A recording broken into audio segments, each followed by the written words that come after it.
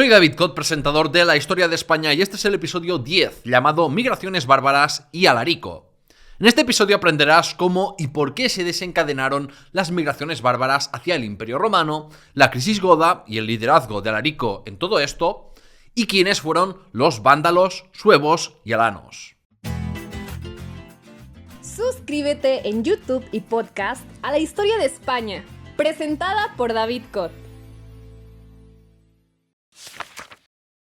Periodo de las grandes migraciones. Con este episodio empieza el periodo de las migraciones bárbaras en la península ibérica, dentro del contexto de grandes migraciones a nivel euroasiático.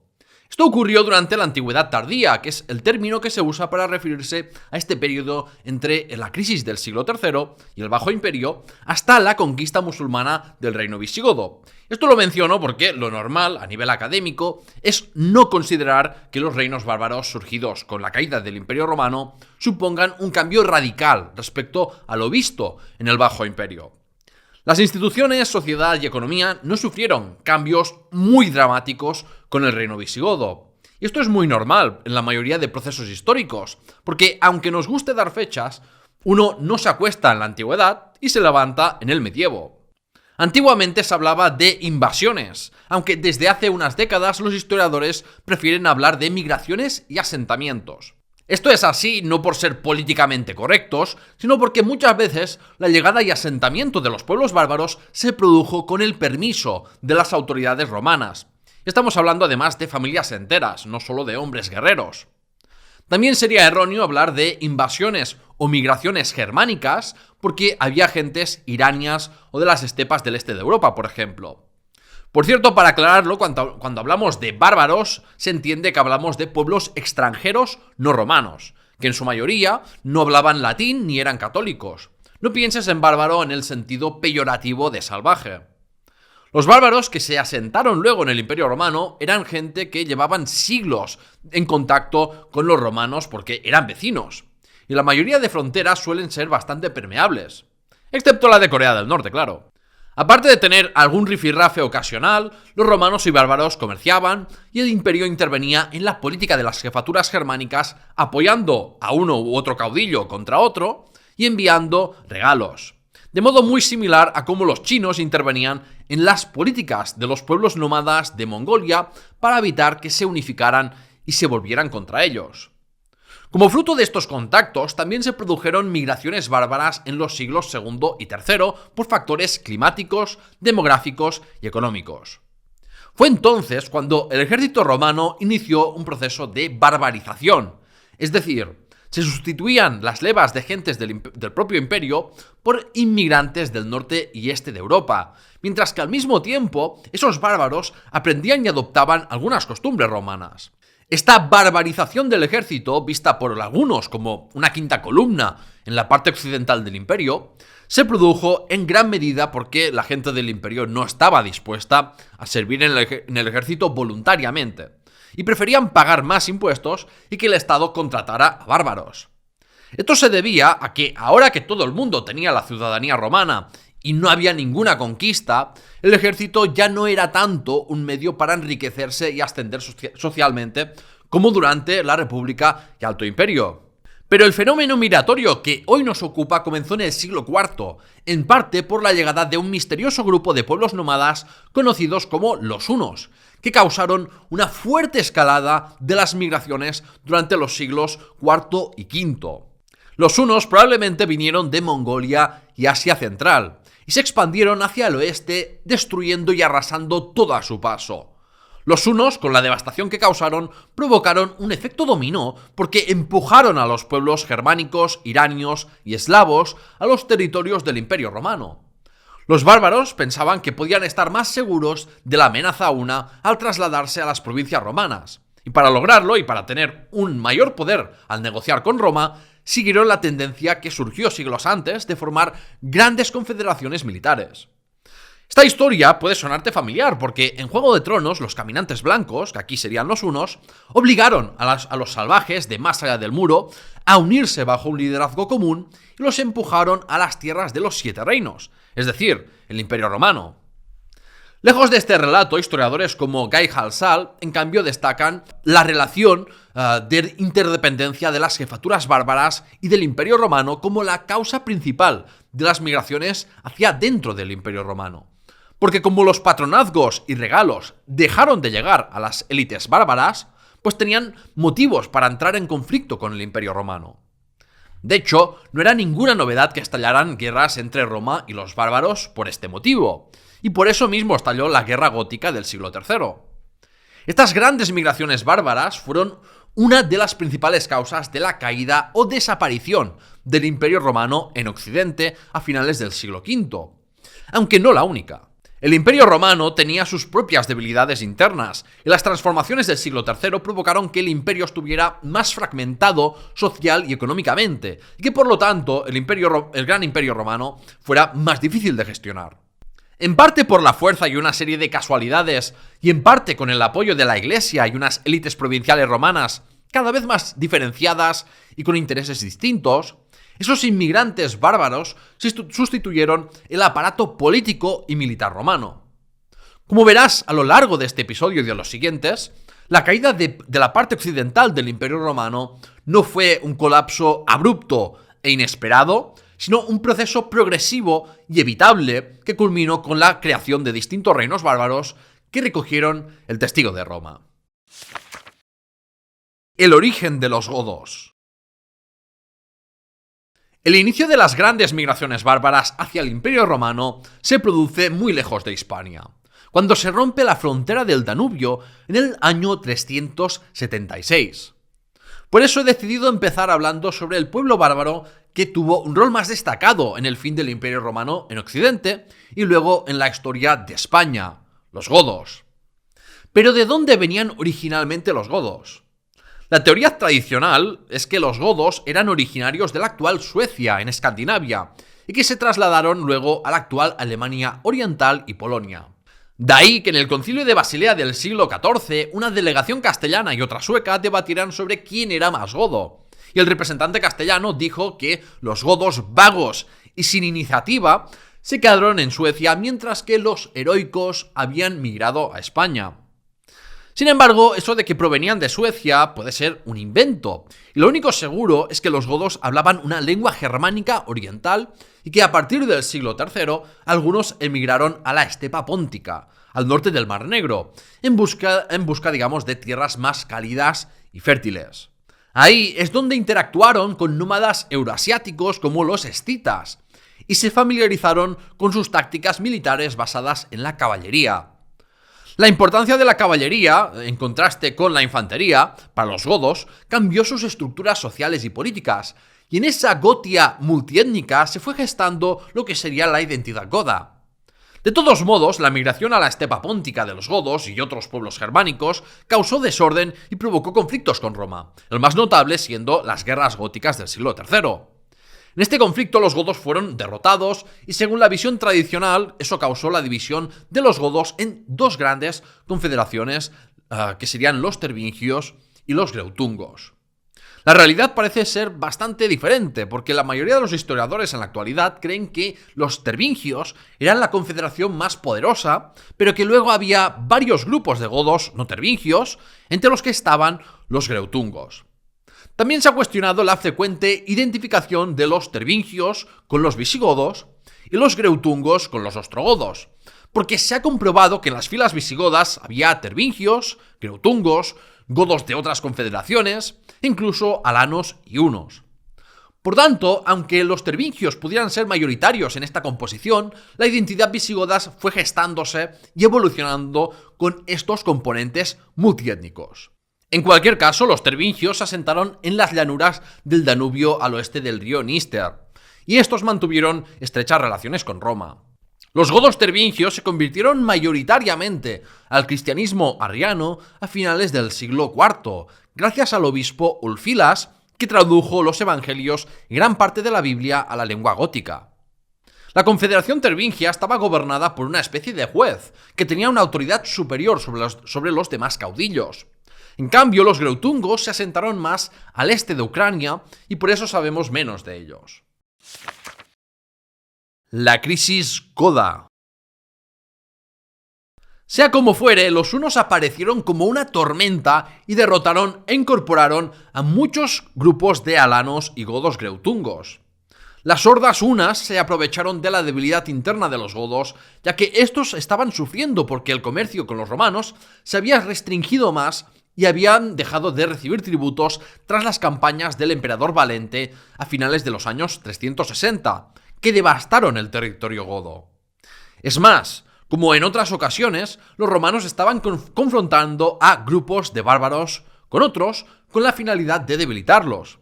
Pero el problema es que cometieron un error de cálculo y no vieron que quizás se habían pasado demasiado, habían ido demasiado lejos con debilitar a los godos, con sus devastaciones y provocando una guerra civil entre facciones godas. Sin querer, los propios romanos habían aupado a un enemigo aún más temible que los godos. El resultado fue que una gran facción de godos cruzó el Danubio en el 376 para adentrarse en el Imperio Romano.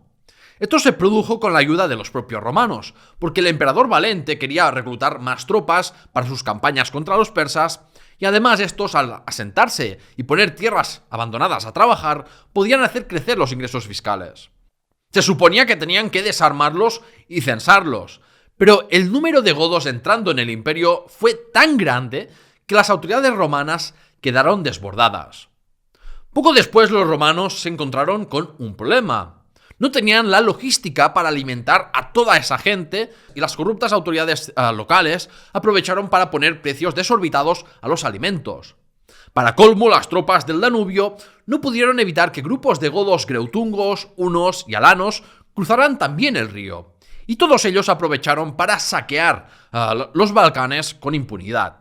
El emperador Valente y las mejores tropas del oriente romano enfrentaron a todos estos grupos de bárbaros en la batalla de Adrianópolis.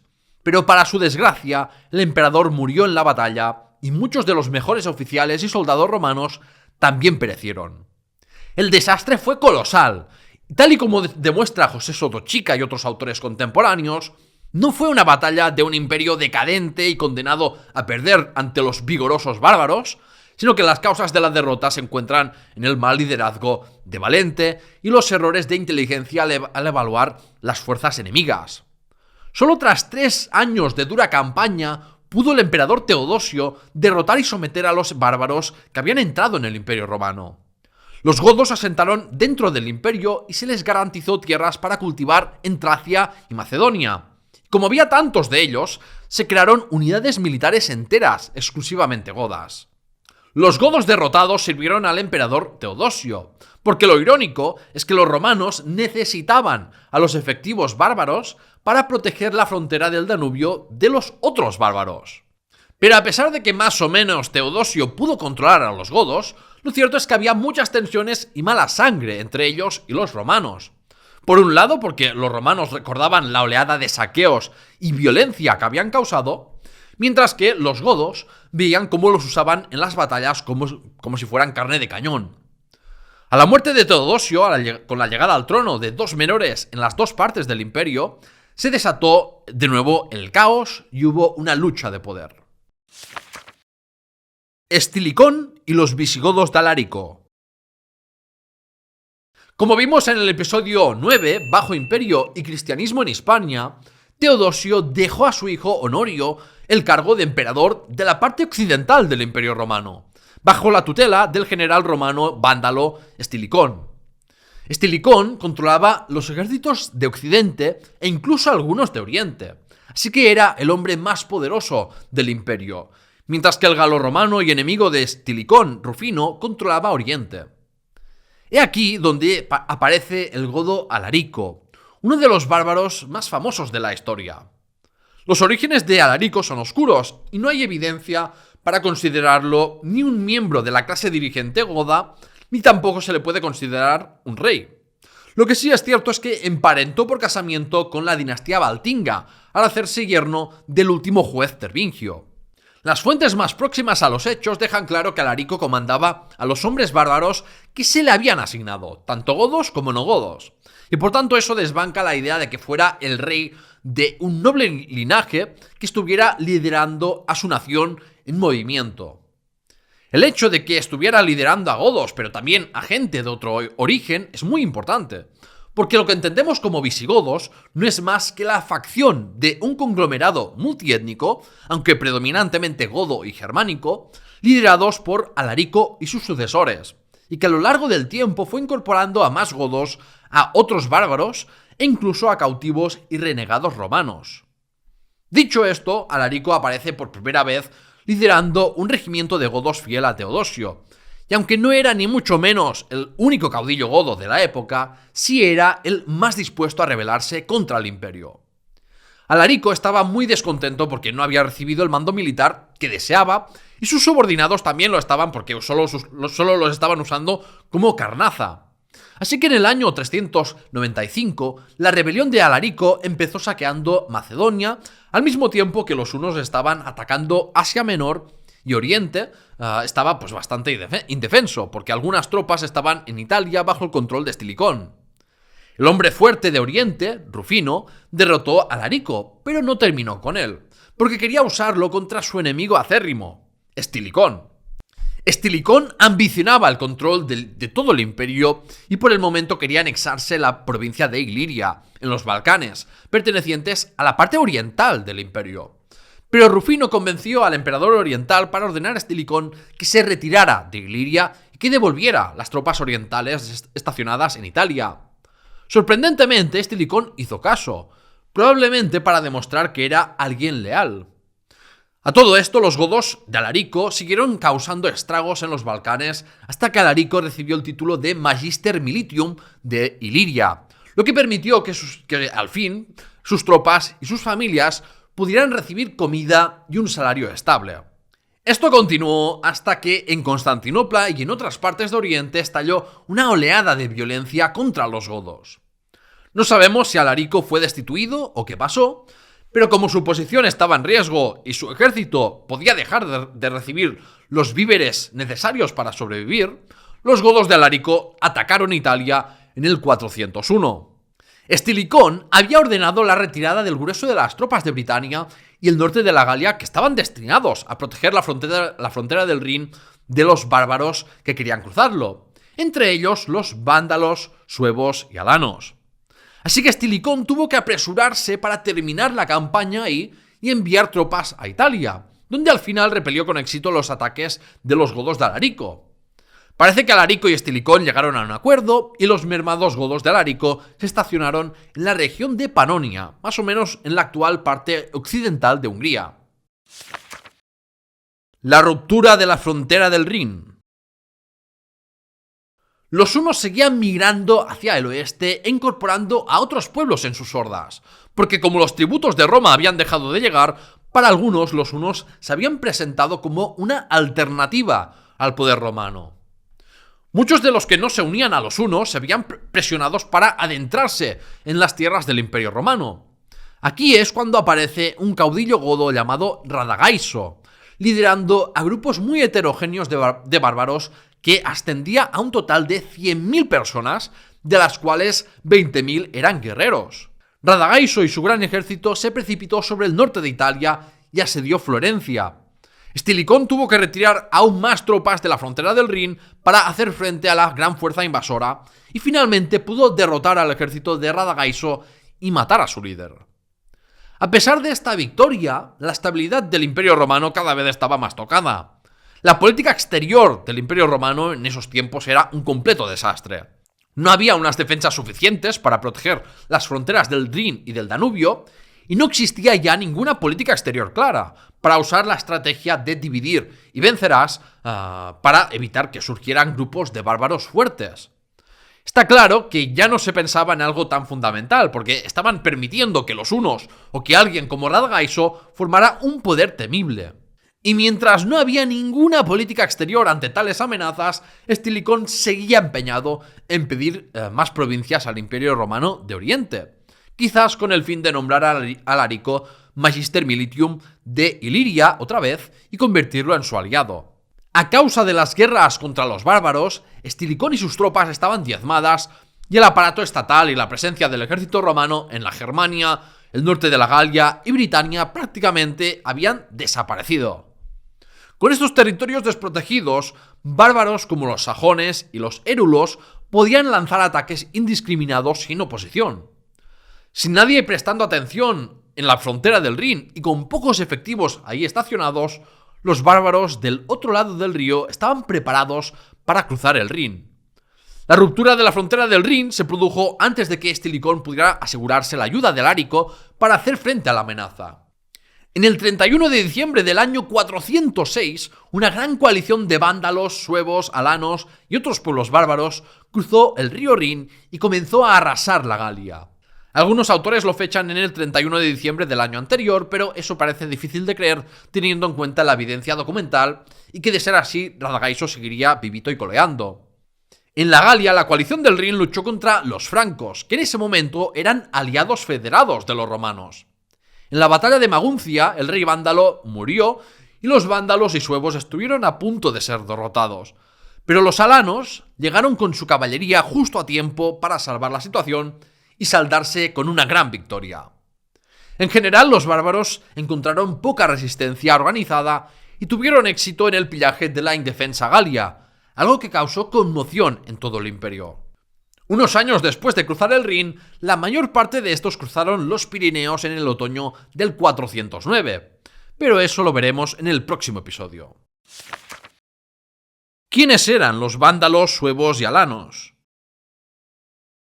Antes de continuar con la narrativa, es importante conocer un poco a los pueblos de la coalición del Rin. Empecemos con los alanos. Los alanos pueden ser la confederación más enigmática que cruzó los Pirineos en el 409, ya que las fuentes literarias y arqueológicas son casi inexistentes, y solo los alanos que se quedaron en la Galia han dejado huella toponímica.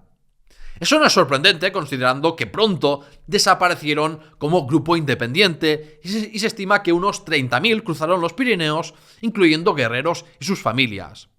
Lo que sí está claro es que los alanos eran una confederación de pueblos esteparios iranios, originarios de las montañas del Cáucaso entre los mares Negro y Caspio. Como confederación de las estepas, los alanos no eran dados a la agricultura ni a asentarse en una región, sino que sus principales actividades eran la cría de ganado, el pastoreo, la caza y por supuesto el pillaje. Y su forma de vida les hizo un pueblo guerrero y belicoso. Tanto es así que el mayor honor para un hombre alano era morir en el campo de batalla y el trofeo más valorado era el pelo del enemigo, que servía de adorno para el caballo del ganador. El mayor historiador de la época del reino visigodo, Isidoro de Sevilla, dijo que los alanos se sentían cansados y deprimidos cuando no tenían un caballo. Como jinetes de la estepa, los alanos destacaron en el uso de arcos y caballería pesada, e influyeron en los pueblos germánicos para dar más importancia a estos elementos. Los alanos que cruzaron el Rin en el 406 se dividieron entre algunos que permanecieron en la Galia y terminaron sirviendo a los romanos, mientras que el otro grupo penetró en la península ibérica. Es importante destacar que todos los pueblos bárbaros, incluyendo los visigodos, sufrieron un proceso de etnogénesis por sus contactos con los romanos, es decir, que fueron cambiando y sufrieron transformaciones que de otro modo no se hubieran producido y que los definieron como etnia o pueblo. Las largas migraciones y sus servicios o sus conflictos con los romanos provocaron que los bárbaros desarrollaran una mayor cohesión de grupo, distintos grados de romanización y una mayor estratificación social. Además, la elección de líderes guerreros temporales fue dando paso a monarquías más estables en algunos pueblos germánicos o de las estepas. Y todos estos cambios se aceleraron aún más cuando los bárbaros se asentaron en el Imperio Romano. Siguiendo con los bárbaros que entraron en el 409 en Hispania, tenemos a los vándalos, que procedían de Escandinavia y el norte de Polonia. Se dividieron en dos grupos inicialmente independientes, los vándalos silingos y los vándalos asdingos. Los vándalos silingos vivieron más tarde en el norte de lo que hoy es República Checa, mientras que los vándalos asdingos vivieron en Hungría y Rumanía. Los vándalos fueron de largo el grupo bárbaro más numeroso en cruzar los Pirineos en el año 409, con alrededor de 80 o 100.000 personas, de las cuales unas 20.000 eran soldados. A diferencia de los alanos, que eran paganos, la mayoría de vándalos eran cristianos arrianos, como los visigodos en esta época.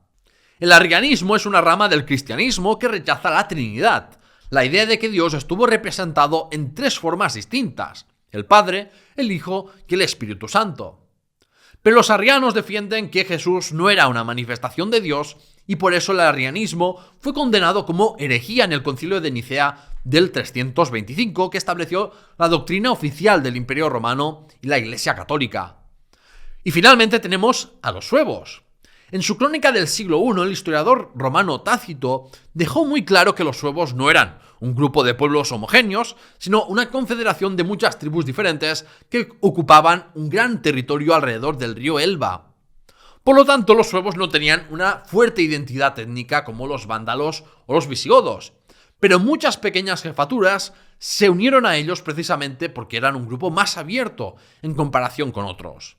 Los suevos que llegaron a Hispania no eran muchos y de hecho eran el grupo más reducido. Se ha estimado que eran en torno a 25.000 personas con probablemente unos 4 o 5.000 guerreros, de los cuales además una parte se uniría a los vándalos y alanos al abandonar Hispania por el norte de África. Así que aunque no tenemos números reales de cuánta gente entró en la península ibérica en el 409, las estimaciones oscilan entre 100.000 y 150.000 personas, de las cuales como mucho 30 o 40.000 eran hombres guerreros. Todo ello sobre una población que en Hispania, en la Hispania del siglo V, debía rondar los 4 o 5 millones de habitantes. La rebelión de Constantino III. Volviendo a la historia política, Estilicón no tuvo otra opción más que concentrar fuerzas para hacer frente a las amenazas que ya estaban dentro de las fronteras del imperio. Pero esa decisión lo llevó a su caída en desgracia. Los militares y la aristocracia galo-romana y romano-británica se sintieron abandonados por la corte de Rávena, la capital de facto del imperio romano en Occidente, y eso sembró la semilla de la rebelión. En Britania, el usurpador Constantino III se declaró emperador en el 407 y se presentó a sí mismo como el salvador de los romanos abandonados por Honorio. El hecho de tener un nombre muy comercial ayudó, porque la gente recordaba aún con cariño al emperador Constantino el Grande, el primero en convertirse al cristianismo. Las rebeliones en Britania habían sido algo común y generalmente poco grave, y representaban un instrumento para las élites provinciales para reclamar más cotas de poder dentro del imperio romano. Pero la de Constantino cogió un cariz diferente a la que cruzó el Canal de la Mancha para trasladarse a la Galia. En la Galia, Constantino restableció el control de la frontera tras haberse roto y negoció nuevos pactos de federación con los francos y los bárbaros que aún no habían cruzado la frontera del Rin. Logró un acuerdo con los burgundios para asentarlos en Germania Secunda, en Países Bajos, para evitar que amenazasen el valle del Ródano. Ante su eficacia en poner orden en la Galia, muchos provinciales galorromanos lo apoyaron. Estilicón envió a un jefe godo a su servicio para suprimir la rebelión de Constantino, pero fracasó, y así Constantino pudo tomar Arles, la capital de la prefectura de las Galias. Por su parte, Alarico estaba interesado en formar una alianza con Estilicón y ganar un asentamiento estable con todos sus beneficios. Pero debido a la invasión de la coalición del Rin y a la revuelta de Constantino III, las arcas públicas estaban vacías. Para poner más presión, Alarico movió sus tropas al norte de Italia y por eso Estilicón consiguió el dinero de los romanos de Italia que pedía Alarico. La muerte del emperador oriental hizo que incluso en esta situación tan dramática, Estilicón pensara más en intrigas que en otra cosa, y se dedicó a presionar a Honorio para que se hiciera tutor del nuevo emperador. La posición de Estilicón se tambaleaba y cada vez tenía más enemigos por su falta de gestión de las fronteras, hasta que finalmente parte del ejército se amotinó y Estilicón fue capturado y ejecutado. El gran error de Estilicón fue subestimar la amenaza que suponían los bárbaros para el Imperio Romano, porque en circunstancias normales no lo hubiera sido, pero sin una política exterior efectiva en mantener a los bárbaros divididos y satisfechos con tributos, las circunstancias eran totalmente diferentes a las vistas en siglos anteriores. Alarico y el saqueo de Roma. La ejecución de Estilicón fue seguida por la masacre generalizada de las esposas e hijos de los bárbaros en Italia que servían al ejército romano, al igual que había pasado unos años antes en Constantinopla. Por eso muchos de los germanos, bajo servicio romano, desertaron y se unieron a los godos de Alarico. El ejército de Alarico pasó de 20 a 30.000 hombres. Ten presente que la mayoría del ejército romano occidental era ya bárbaro, así que cuando parte de ellos desertaron, el ejército romano quedó mermado. Alarico de nuevo se encontraba en una situación difícil, digamos, a nivel de legitimidad y legalidad, y por eso parece que tomó el paso de declararse rey de los godos. Con la incorporación de muchos nuevos efectivos que tenían que comer, el caudillo godo no dudó en volver a atacar Italia, porque además el nuevo hombre fuerte de Rávena se negaba a negociar con Alarico. Con varias decenas de miles de hombres, Alarico no intentó tomar la bien defendida Rávena, pero se dirigió hacia la ciudad eterna, Roma. Roma no era más que una sombra de lo que fue, una ciudad que había perdido mucha población respecto a lo visto en el Alto Imperio, pero tenía un simbolismo muy importante. La ciudad contaba con buenas defensas, pero tenía una guarnición escasa y pocos recursos para sostener un largo asedio. Alarico no deseaba saquear Roma ni nombrar un nuevo emperador.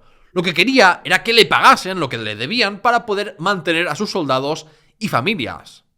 Durante el primer asedio, el Senado optó por pagar una gran suma de dinero a Alarico y a sus hombres para así levantar el cerco. Y el emperador Honorio se comprometió a darles suministros. Además, liberaron a unos 10.000 esclavos bárbaros, que la mayoría de ellos eran antiguos soldados de Radagaiso, de manera que el ejército de Alarico pasó a sumar unos 40.000 hombres que se movían junto a sus familias. Pero Honorio, en los primeros meses del 409, se negó a cumplir con lo pactado con Alarico y se negó a nombrar a Alarico general supremo en la parte occidental del Imperio Romano, lo que le convertiría en un nuevo Estilicón. Viendo cómo sus peticiones caían en saco roto, Alarico volvió por segunda vez a Roma y su cuñado y futuro sucesor, Ataulfo, se le unió con su propio ejército. Ahí Alarico pidió a los senadores que eligieran un nuevo emperador y escogieron a Prisco Átalo, quien era prefecto de la ciudad. Con Italia devastada por las guerras y toda la prefectura de las Galias en manos de Constantino III, el norte de África era la única vía con la que Italia podía conseguir alimentos para proveer a los godos. Al fracasar Prisco Átalo en poner bajo su control esta provincia, su caída quedó sellada. Alarico lo depuso e intentó entablar nuevas negociaciones con Honorio para hacer frente a las necesidades elementales de sus gentes. Al volver a fracasar las negociaciones, los visigodos de Alarico se dispusieron a tomar Roma de una vez por todas. Alguien abrió las puertas de Roma desde dentro, y Alarico permitió a sus tropas saquear Roma durante 3 días para conseguir recursos con los que alimentarlos, con la condición de no atacar iglesias ni las gentes que se refugiaban en ellas. Muchos objetos históricos y sagrados fueron a parar a manos de Alarico y el tesoro visigodo, e hicieron prisionera a ni más ni menos que a la hermanastra de Honorio, Gala Placidia. A pesar de esta gran victoria simbólica, buena parte de Italia estaba devastada y las verdaderas riquezas del imperio estaban en África. Solo con el control del grano, Alarico podría asegurar su poder y el sustento de sus seguidores, y por eso movió a sus gentes al sur de Italia y preparó embarcaciones para zarpar. Sin embargo, una tormenta destruyó sus barcos y la expedición visigoda se canceló. Poco después de eso, el rey de los visigodos, Alarico, murió de fiebre cuando aún no había cumplido 50 años, y en el cenit de su fama. De ser un caudillo godo poco destacado, pasó a ser el líder y rey del mayor ejército bárbaro en su día, y dentro de las propias fronteras del Imperio Romano. Aunque ellos simplemente se identificaban como godos, fue con Alarico que se gestó la identidad visigoda, y por eso a la muerte de su rey nació un nuevo pueblo. Pese a todos sus éxitos, lo cierto es que Alarico, en última instancia, fracasó en sus ambiciones de convertirse en el hombre más poderoso del Imperio Romano y en asegurar el sustento de su ejército y sus familias.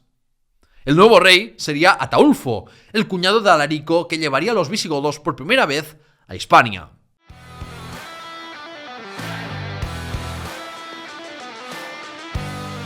¡El veredicto! Es muy interesante ver cómo en la historiografía usamos muchas veces las expresiones de la gente que escribió. Llamamos al fenómeno del que hablamos hoy migraciones bárbaras, Pero estoy seguro que desde la perspectiva de los inmigrantes, estos no eran unos incivilizados salvajes enviados por Satán, como algunos relatos parecen que los retraten. Normalmente llamamos revolución a una revuelta exitosa, mientras que la mayoría de los eventos etiquetados como revuelta o rebelión no tuvieron éxito. Nos referimos como usurpador a las personas que no lograron establecer su poder, mientras que los usurpadores exitosos son reconocidos y admirados como fundadores de dinastías. Es como la idea de la Reconquista. Si los cristianos no hubieran ganado y en su lugar España fuera un país musulmán, ¿crees que veríamos a los musulmanes en peores términos que los cristianos? Obviamente no. Pero la historia no solo se usa para hablar de hechos, sino para interpretarlos y construir mitos fundacionales. Y la lingüística juega un papel clave para servir a ese propósito. Y con eso, el veredicto termina. Si te ha gustado el episodio, por favor dale a me gusta, comenta y compártelo. Suscríbete a La Historia de España, Memorias Hispánicas en YouTube o en sus dos podcasts.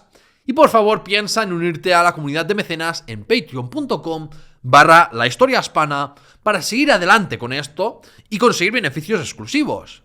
El programa también tiene Discord para discutir sobre historia y otros temas, redes sociales y página web donde cuelgo los guiones y fuentes. Tienes todos los enlaces de interés en la descripción del episodio. En el siguiente episodio comentaré la historia de Hispania desde el 409 hasta el 422, donde hablaré, entre otras cosas, del reparto de Hispania entre vándalos, alanos y suevos, la llegada de los visigodos con Ataulfo y el establecimiento del germen del reino visigodo de Tolosa. Gracias por escucharme y ¡hasta pronto!